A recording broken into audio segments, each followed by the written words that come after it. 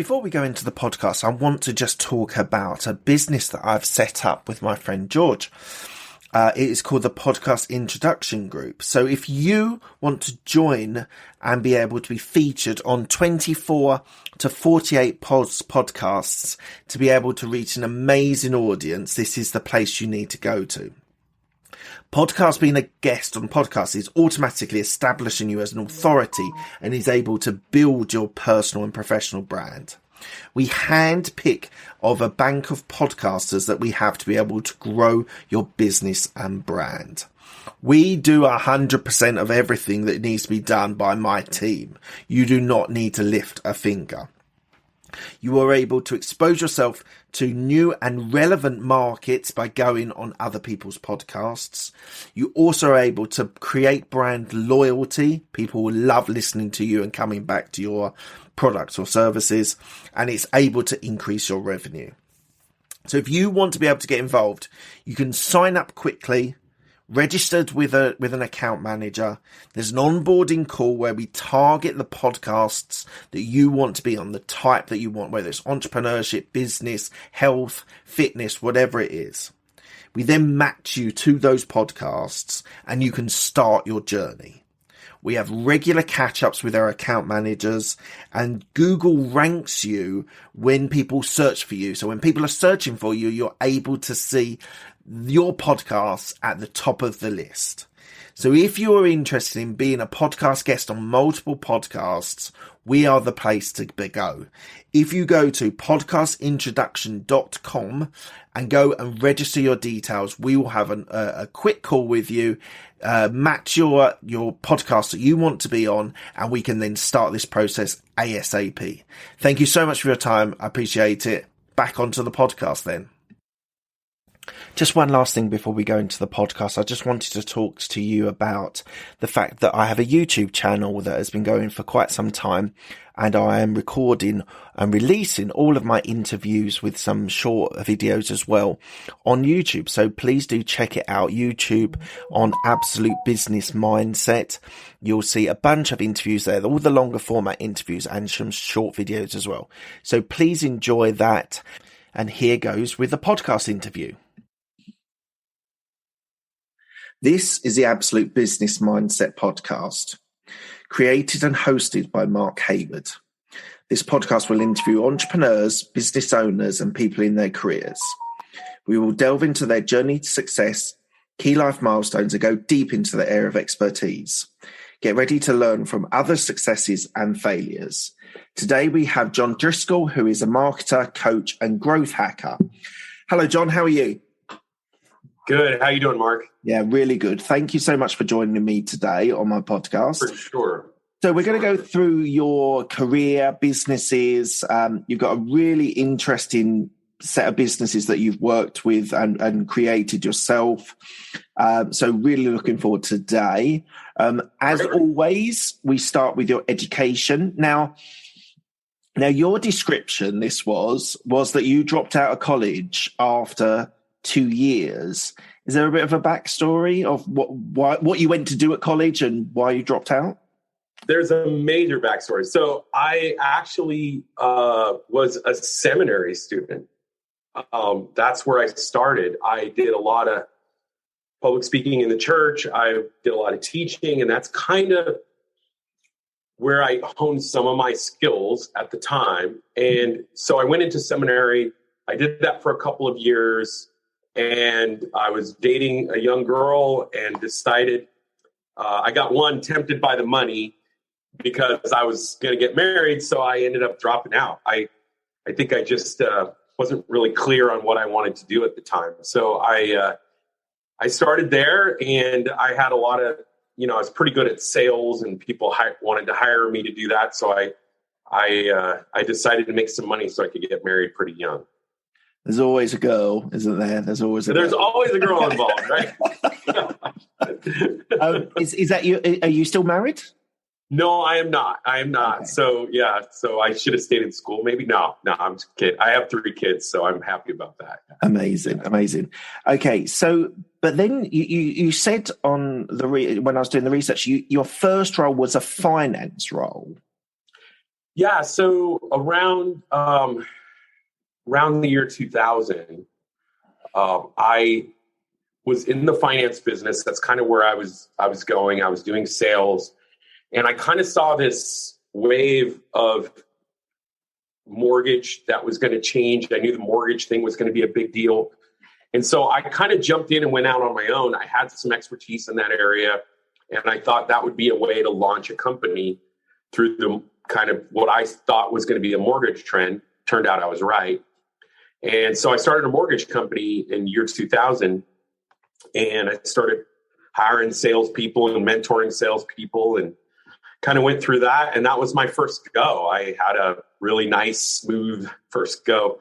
It wasn't easy, but I was able to ride a good market for a while. So what were you were selling mortgages at the time? Yeah, it started out with mortgages, and we got into insurance and then financial services as well. But it started out, company is called Driscoll Financial Services. Oh, yeah. And we had about 120 salespeople. Wow. And it was a pretty big operation by the time I, sold it in 2006. So it went really well. It was just really all around kind of this concept of me mentoring and teaching. That was always kind of like, I think you have to find that thing that you do that is everything else is going to play off of, right? And I felt like that was always my thing. And, I learned it in seminary, and then I kind of honed it in business after that.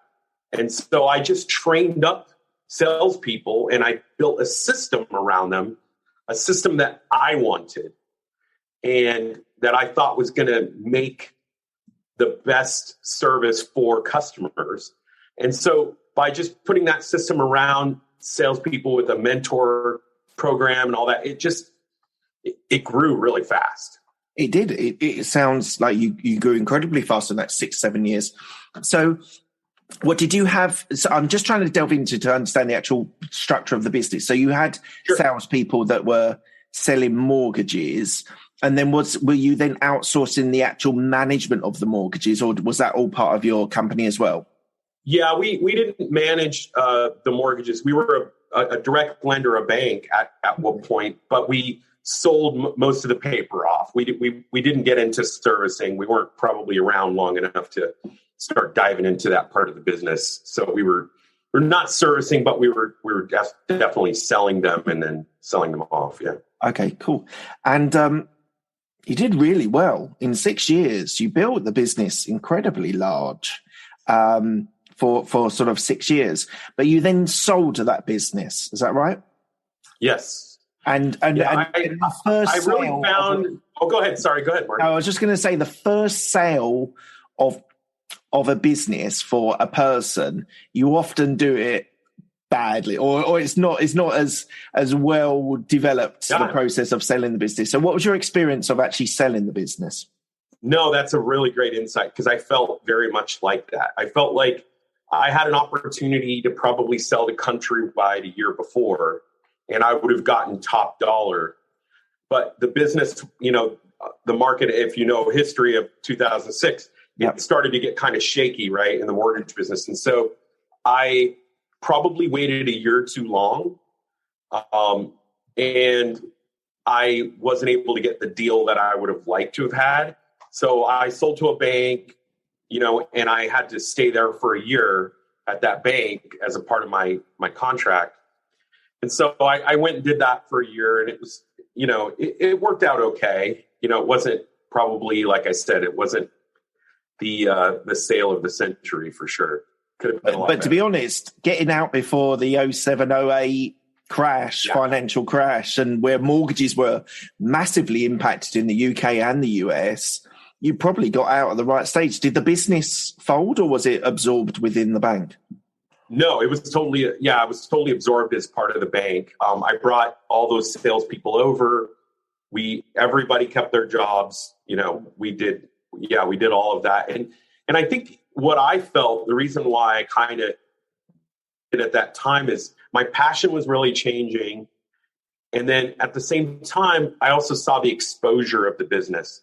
I was very concerned about my current exposure growing at the time with where the industry was going. And so a lot of people say, hey, it was perfect timing. It was close. It was close to perfect. I would have liked to have done it a little earlier, but yeah. And you said your passion had changed. What had changed? What part? So in the midst of building that business, I became obsessed about systems and ways of managing systems for the company.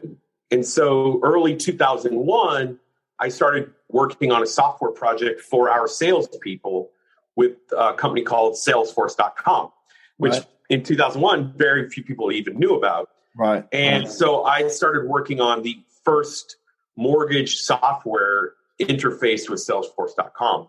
And so I did that, and I started become really passionate about software and solving problems through technology. Right. And that was kind of, a lot of people say, well, how did you get from finance to this in what you do today? And that's really what started that.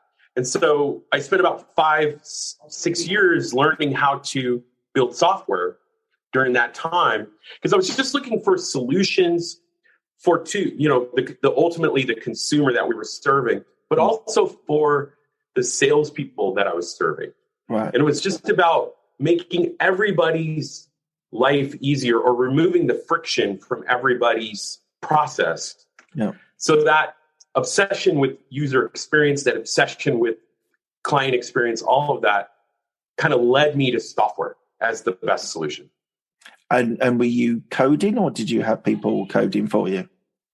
No, I hired people at first. I didn't know how. I started teaching myself code after that, but I definitely was more contracting people.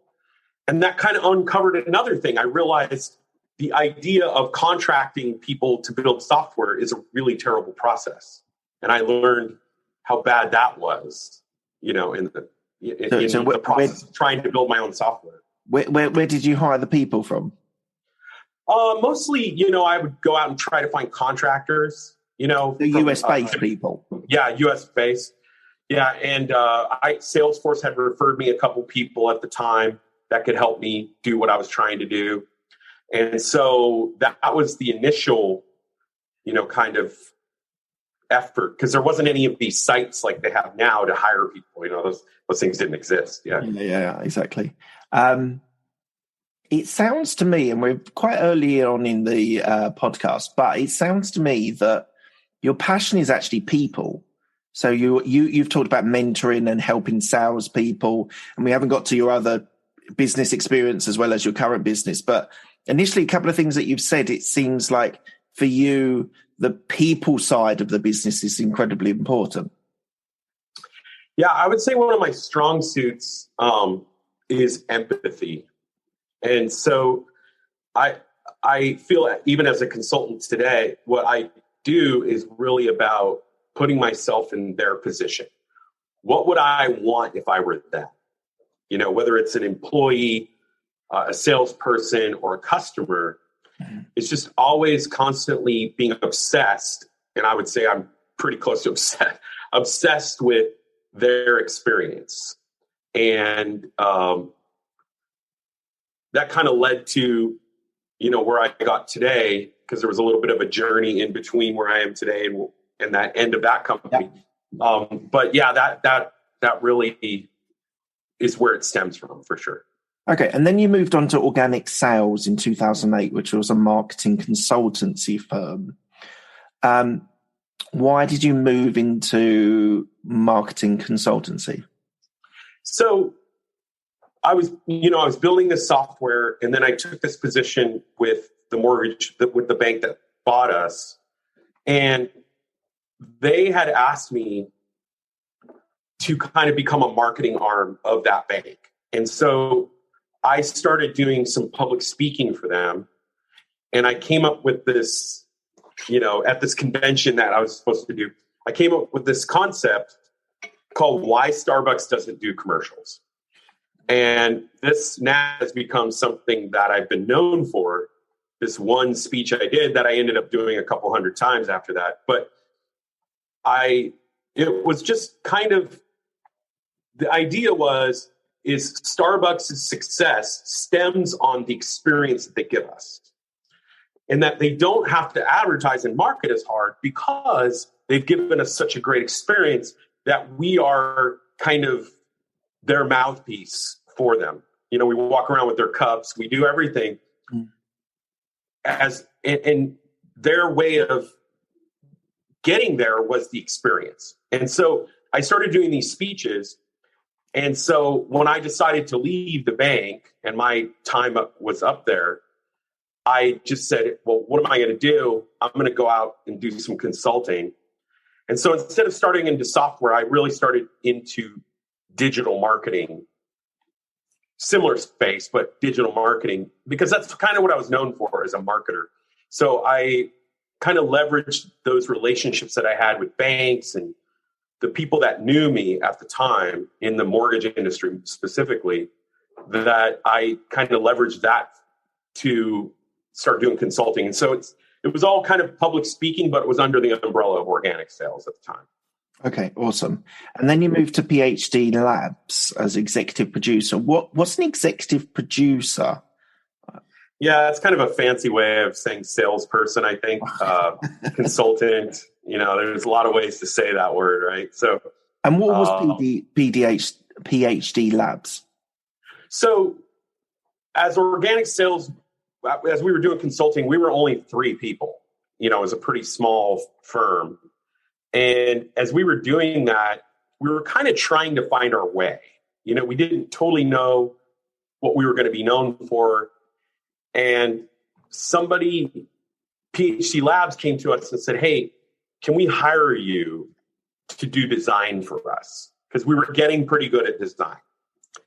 And so we went there kind of because we had so many contracts with them that we had high exposure, because if they got rid of us, we were going to basically lose all of our business. So that's kind of what started that, is we just were doing so much design. And then they asked me, hey, will you come aboard and work directly for us? And so that's kind of what I ended up doing for a bit. And that was sales. That was like developing sales teams within a different arena. Yeah. What would you say? What would you say is the most important thing for a salesperson? Mm-hmm. I think it's really listening most of the time. I think, you know, people always focus on how a salesperson uses their words. And I think that's important, but it's more about the way they respond to what's being said, right? Like, it's, do you really understand your customers' triggers? And when I say triggers, I mean just kind of at the core of what they want. You know, a lot of people think what they want is build me this software, but that's not what they want. What they really want is help me build this business. And I think us understanding that is such a secret to why we do so well. Because we just, like I said, that empathy, really understanding and asking enough questions so you can get to the core of the desire of that customer. Because if you don't get there, you're just constantly just talking about your product. You're talking about this thing. And I think that's where salespeople just completely go wrong, is they're not listening. You know, they're not spending time asking the right questions to get there. It's interesting because I've just finished a book by Chris Voss about negotiating. I was just going to mention that book. That's my favorite sales book. Yeah. Oh, sure. Yeah, absolutely. My mind was absolutely blown when after I listened to it on Audible. And it was really interesting when he was talking about salespeople, that they are looking to get to yes straight away. Do you want, yes. And there's various levels of yes, sometimes even just yes to get them out the door or off the phone. Yep. And it's really interesting what you say, actually listening to people and maybe getting to a no, where people are then engaged with you more than just a sort of shallow yes of just get you off the phone or get you off the Zoom call or whatever it is. What was your favorite bit about Chris Voss's book? Well, it's funny that you say that, because I would completely agree with what you just said, because I've become, since that book, since I read it several times now, I think I've become obsessed in finding the no in the customer. Yeah. Because if you can't get to the no, you're not really getting them to be transparent and honest with you. The yes is such just a quick feeling, an emotion of them just accepting the contract. So if a customer quickly signs or they quickly say yes, I'm super skeptical of that relationship. And so what I try to do is really get to the core of that relationship. And so sometimes you have to dig in past it. You have to hey, let's talk more about this. Let's talk, because you've got to dig into where they consider you like part of their business, somebody who is as invested as they are. And if they don't see that, they're not going to be honest. And so you hear a lot of customers will just tell you what you want to hear, and you are excited. And a salesperson's like, their job is to sell. So they think, I did my job, but you didn't really do your job. Your job was to become an advocate, And so I think that book taught me that in such a huge way. And now I'm always trying to get that no. Yeah, exactly. It's been a game changer for me, especially I negotiate real estate, and it really gave me huge insight into dealing with real estate agents, so estate agents in the UK, and getting people to that point where you said about advocates, you actually want your client to be an advocate for you and sort of talk you up and sort of promote you to their friends, their colleagues, their people they know, and then you can get referrals from that point. So, just racing to that quick yes. As you say, you're sort of under delivering for your clients, because as you say, it could be a shallow yes. Naturally, when you come to sign a contract, they go, no, I'm not actually looking at it. But if you delve deeper into the person, what motivates them, what drives them, what's their pain points, what actually is their biggest problem, instead of just talking about your products, in just selling your products, to actually find out what their problem was. I worked for corporate for 14 years, and it was in a consultancy business, and it was all about finding what the person's problem was, what's keeping them up at night, and then trying to solve that rather than pushing your products that you're trying to sell to them. We'll be back after a quick break. Hi, I'm Alex, the host of X Health Show. Meet the future of healthcare. Think X-Men, that's X Health. Actual superheroes behind programming living cells to cure cancer once and for all. Tech that detects preterm delivery in seconds, brain-computer interface, or apps that employ AI to match your disease with the best treatment. X Health Show brings to you visionaries who push the boundaries of healthcare from Switzerland, the heart of Europe and the most innovative country in the world. Let me introduce you to their startups. Head to X Health Show, meet the future of healthcare. Happy to greet you there. Yeah, I think, and that's where young salespeople really go off the rails, is they think their job is to sell something, when really your job is to become obsessed about your client's problems. Yeah. And if you become obsessed about them and you're like, hey, let's go solve this other problem for free. Let's solve this other problem for free, and this other thing for free. And we just go free, free, free, free, free. And then the next thing is to buy your product. And that, if that solves their problem, then it's an easy sale for you. Like you made the sale long before you ever got to the product, by investing in that relationship. And so, real estate's a great example of that. Like a lot of people are trying to sell houses. It's like, are you helping your client? What do they want? Where do they want to be in the next 3 to 5 years? What is that? Are you obsessed with that? Because that's one of the first questions we ask is, in 3 years from today, what would have to happen for you to get where you want to be? Yeah. That's like That's the start of the conversation. If I don't understand that, then it doesn't matter what I'm doing for them today if it doesn't get them there. How do you structure your sales script? So like, it's a bit of a hard thing to say because I assume every industry is slightly different, every client is slightly different. But how do you build a sales script that's going to be successful or gives most chance of being successful? So I think what we do is I build what I would call funnels, right, and value ladders. That's where that's how I think about clients. Funnels and value ladders. A funnel is an online system to bring in the right people, right? And to give them enough value so that they, can inquire for your product.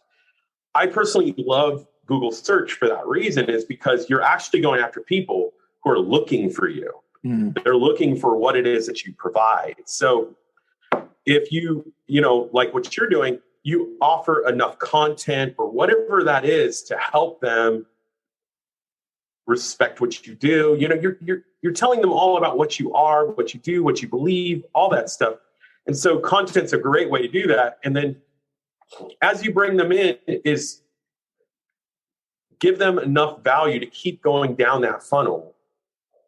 And sometimes that sounds really manipulative, right? But it's not meant to be manipulative. I think, all sales is some form of manipulation. But the question is, are you manipulating people for something good or bad? If it's for good, I think everybody's okay with it, right? Yeah. So you bring them down that system. And so what we do is just constantly try to be obsessed with that process of getting in, answering their questions when they need it. And so by the time somebody gets to me, they've been exposed to other salespeople in our office, online content. They've seen so much that's kind of, most of my work has been done. The credibility, all that stuff. So by the time they actually have a meeting with me, it's kind of, I don't want to say easy, but it's just relationship building from there. Yeah. Like, hey, let me understand where you're at. So I don't know if I answered your question, because you're talking about sales scripts. It's, I think the best scripts are just questions. Right.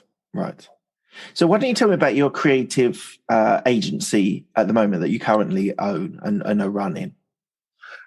Yeah, I can say that 98% of our business is we receive from online. So we practice what we preach, which is use the online world to meet people. In the old days, if I wanted to sell, I worked in the mall in high school. If I wanted to sell shoes, I worked in a mall because that's where everybody hung out. I see the online world very much the same way. Is you have this online mall essentially where people are looking for, stuff, and that's where we get our business. That's what we do. And then most of the people that find us are searching to build, they would say, an app. They want to build a piece of technology, right? And that's where they come. But what they really want, what I found, and has a lot to do with our content, what I've really found is they don't want to build an app. They want to build an app business.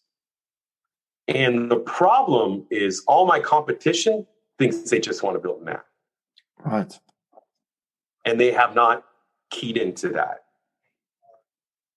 And that has been absolutely the secret to our secret sauce, is how do I solve all the problems around the business that they're trying to build? And we're going to build the technology. We're going to do those other things that they asked us to do. But we're helping them raise money. We raised $9 million last year for our clients. And people would say, how much did you charge for that? Nothing. We just gave them all the tools. We pointed them in the right direction. we did everything we could to make that possible for them. And it helped them meet Mark Cuban. It helped them meet, Ashton Kutcher, amazing, Peter Thiel, these amazing icons. I didn't know them. They met them through the tools we gave them. I love the name dropping. I love the name dropping that you. Oh, it has to, right? For you, I think I know the answer to this, but so you've said that most of your business is generated through search, so through Google search, I would imagine. But in 2021, for businesses, I suppose for your clients, let's say for your clients, are Facebook ads more powerful than Google ads? Not for us. We do. So, it's funny how you utilize Facebook and Google. I think you got to use both, and you've got to use them in the right way in the funnel, depending on what you're doing. For us, they come through search, and then we stay connected with them through Facebook and Instagram retargeting. And I would add YouTube ads to that too. Okay. So we do a lot of retargeting once we get introduced to them. But the top of funnel for us is mostly search. That's interesting because I've experimented with both for my businesses, and I've found Facebook, you don't get as much quality leads that you get on Google. It does cost more to do Google ads and using search. But there's an intention on Google, isn't there? There's an intention on search that you're looking for a digital creative agency, or you're looking for a podcast or whatever. Where Facebook, you're scrolling, you might get eyeballs, but how many people actually act on that? So if your method is just to create attention, Facebook ads could be great, but there's a definite intention on Google to find something, to find that business, that podcast, whatever it is. No, that's exactly why there's such a difference in the quality, is because, I remember the day my son, who's getting married this year, actually he's 23, but I remember when we were walking up to my house many, many years ago, and he saw the yellow pages on the front door, just sitting there, that big stack of yellow pages. Yeah, I remember. And he goes, "Dad, what's that?" And I didn't know how to explain to him, because it was like way after we should even be having the yellow pages anymore. Right. And I said, "Son, that's paper Google." And in my mind, that's how I thought of it, because we use the yellow pages to find things. And that's the big difference between Facebook and Google. They both have such an important role in our marketing, right? But they're so different in the sense that Google's always going to bring you a higher quality because somebody actually wants you. Now, some people are in an industry that is tough because the competition's so high that no one's looking for you, right? Until they absolutely need you.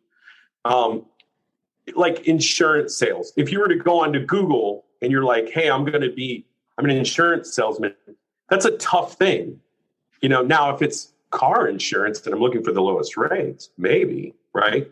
Mm-hmm. So those are big differences. So some of those businesses are tough because people don't really search, because they're being exposed to so much noise that it's more of a game of who can separate the noise, or who can separate themselves in all of that noise.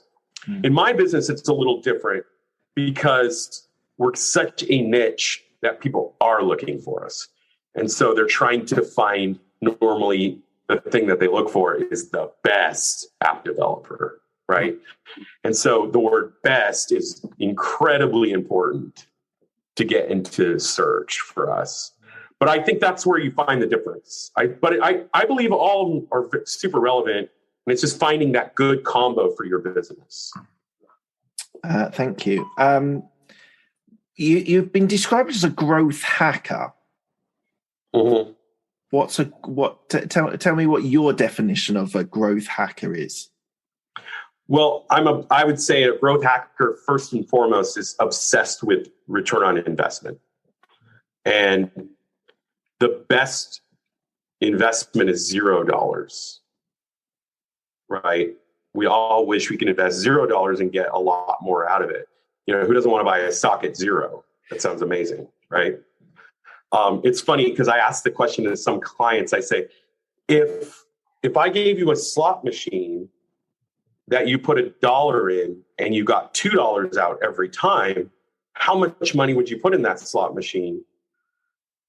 And it's funny that they seem puzzled with the answer sometimes, because the answer is obvious: unlimited amount of funds. Yes. You would never stop putting money in. You always, constantly do that.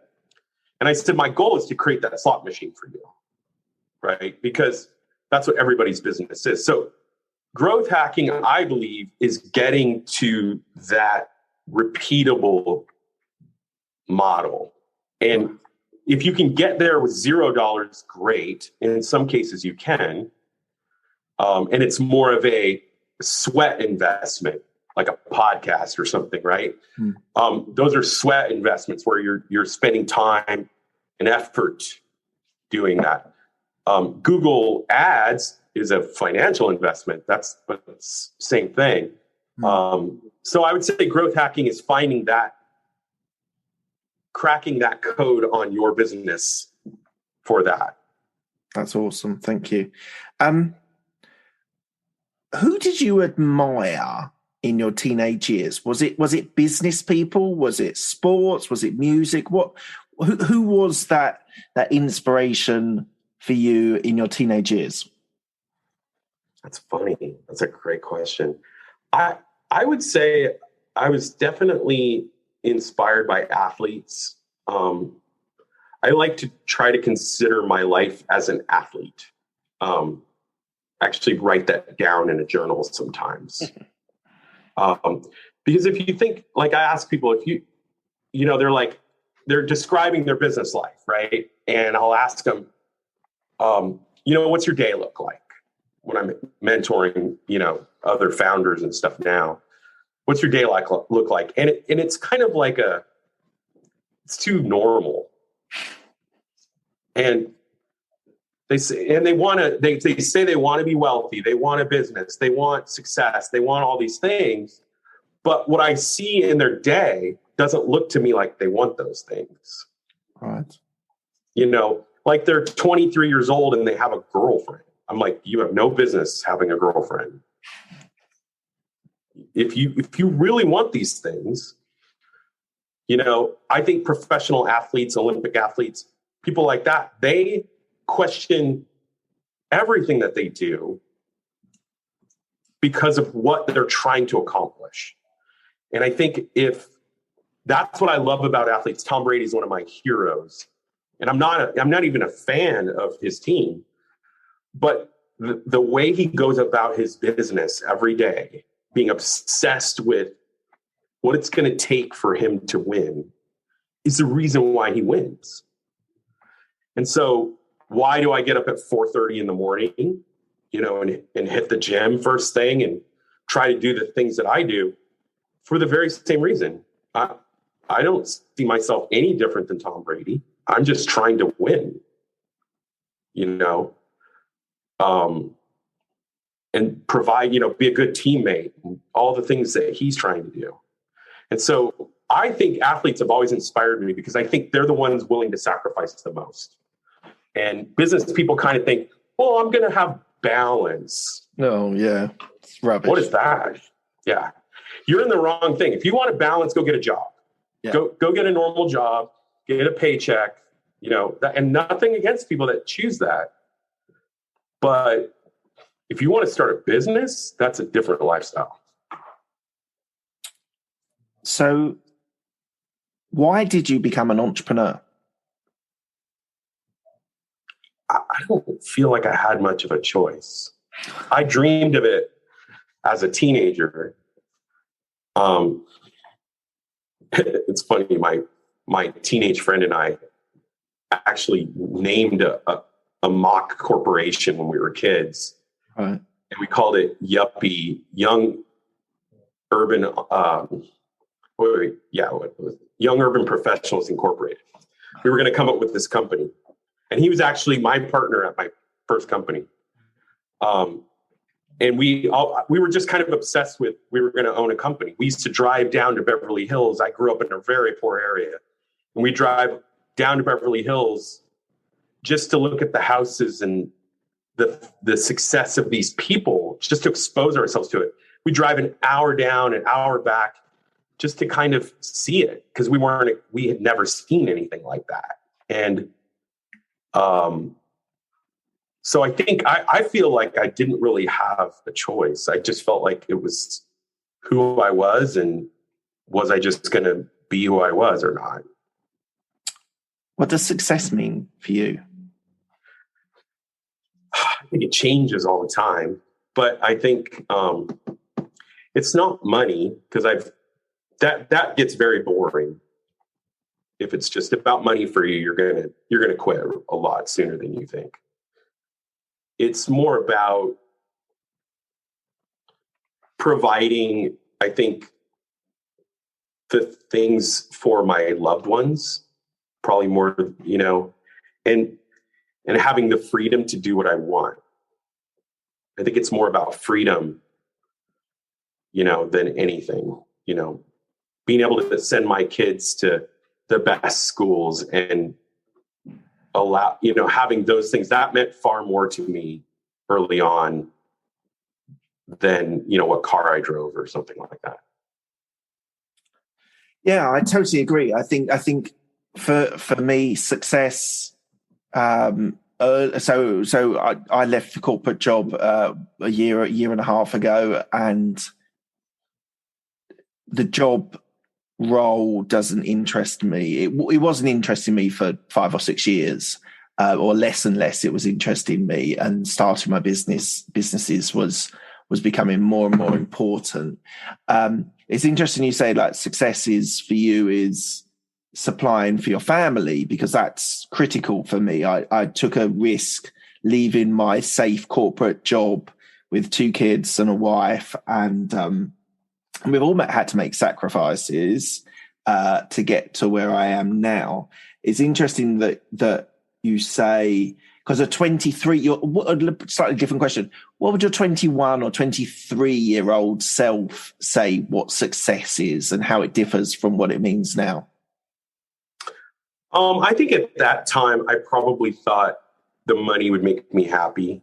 More, I remember I built a few houses, but one house when I was 30, early 30s, and it was really big. I spent $2 million. That was a long time ago too, on it, and it was 5,500 square feet. And I remember I spent 3 years building it. Wow. Yeah. And the first night when we moved in, I went down to get water, a bottle of water, and had to walk really far to get a bottle of water. And I just remember thinking, what did I do? It was very sobering, because you wanted that to live up to all the hype of what you had waited so long to do. And this was like the dream. But I found out the reality wasn't like the dream. The dream was far more fun than the reality. Right. And that's why even now I'm like, I would not buy a house that big. Just doesn't, it's just not what it's about, So I just felt like that was really sobering for me, because I thought that was all going to be so great, because I grew up in a really poor area, and I didn't know anybody who had a house like that, never seen anything like that. And so I don't know. I think that's why, when I was young, I thought that was going to be it.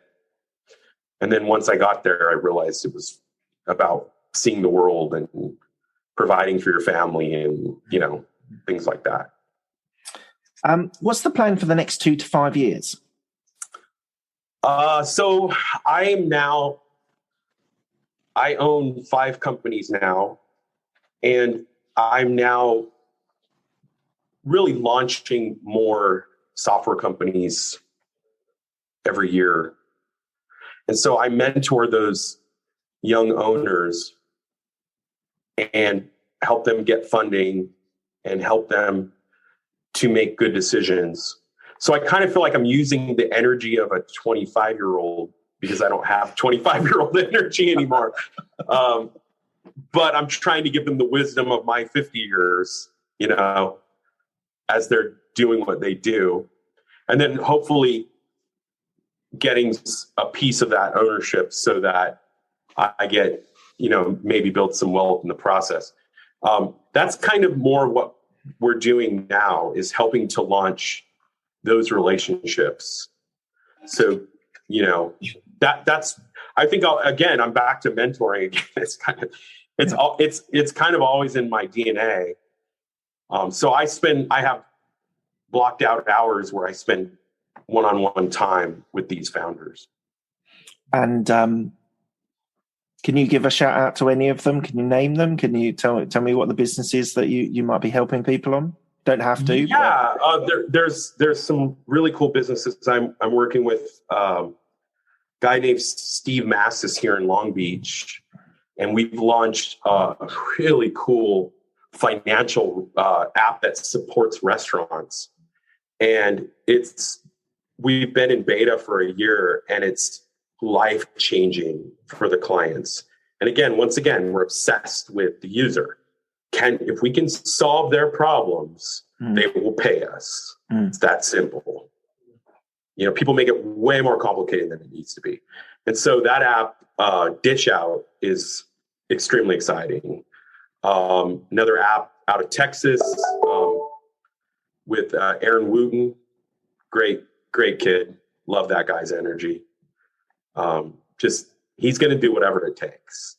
And he was an athlete, so he gets it. Wow. So those are a couple of the ones I would mention. There's some really cool ones coming up but I'm sorry? No, go on, carry on. No, I was just going to say, yeah, those are the cool ones I'm really super excited about right now, for sure. Excellent. Okay, we're coming to the end of the interview. I asked the same 6 questions to all of my guests. They're quick fire questions. They don't need a quick fire answer. Okay. First one is, what was the best decision that you made? I think partnering up with one of my employees from my previous company. So the co-founder of Naked is Jason Martinez. He's worked with me for 19 years now. He was a young sales guy that I hired many, many years ago and mentored him. And choosing to partner with him in this venture was one of the best decisions I've ever made. And not trying to give him a small percentage, but truly partnering in 50-50. We're doing this together. I just felt like that was the right decision. Cool. What's the best piece of advice you've been given? That I've been given? Yeah. I met the founder of Netflix, and he said, solve the consumer's friction in their life, and you've done everything. Yeah, I would wholeheartedly agree, because breaking down friction in business is where the money is, isn't it? It's everything. People are just making it way too complicated. Just solve problems for people. Yeah. Who helped you most in your career? I had this sales guy that worked right in front of me named Jim. He probably doesn't have any clue how much of an impact he had on me. But he was the best sales listener I'd ever worked with. And really empathized with customers. And I cold called behind him for a year. And that guy taught me more about sales than anybody, maybe but Chris Voss. Yeah. Do you have any regrets? Oh God, so many. So many. Oh my gosh. I think I always regret being too aggressive about decisions sometimes. So there's this one principle we have in the office. We say fire bullets before cannonballs. It comes from Jim Collins, writer of Good to Great. Right. And so whenever I fire a cannonball without first firing a bullet, that is a very expensive, bad decision. Yeah. And so I've learned now to be cautious before making big decisions. Go ahead and make some small ones. Take some small risks before you take big risks. And that has saved me. And ever since I started thinking that way, that has saved me so much heartache.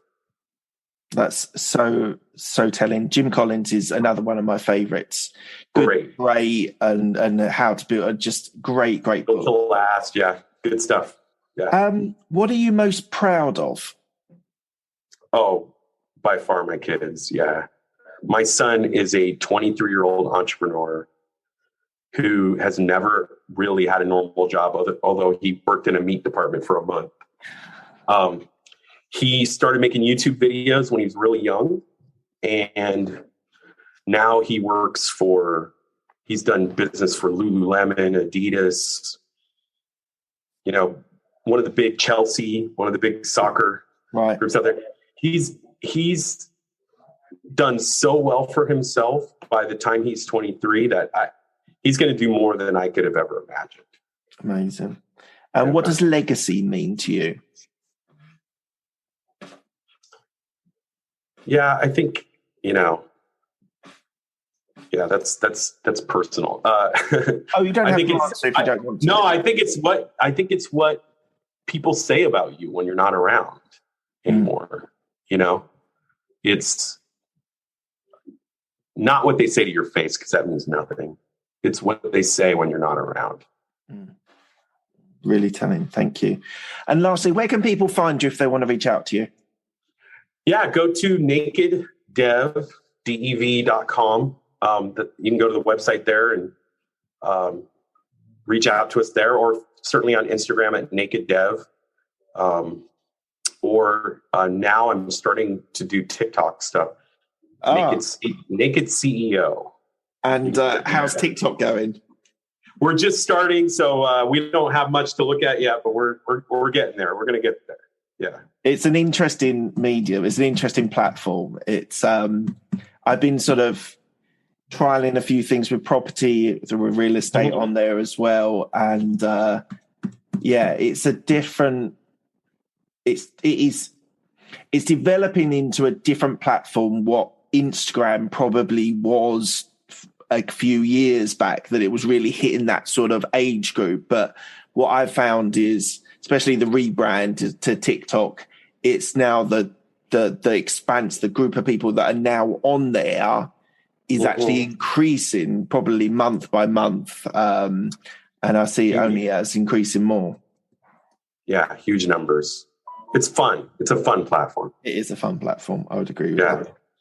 Okay, John, thank you so much for your time. It's been an absolute pleasure speaking to you about your career, your business. I've really enjoyed it. The sales focus is so important. It's the lifeblood of businesses. And as an entrepreneur, you need to know how to sell and be able to sell. So hopefully my listeners have really enjoyed getting your insight into it.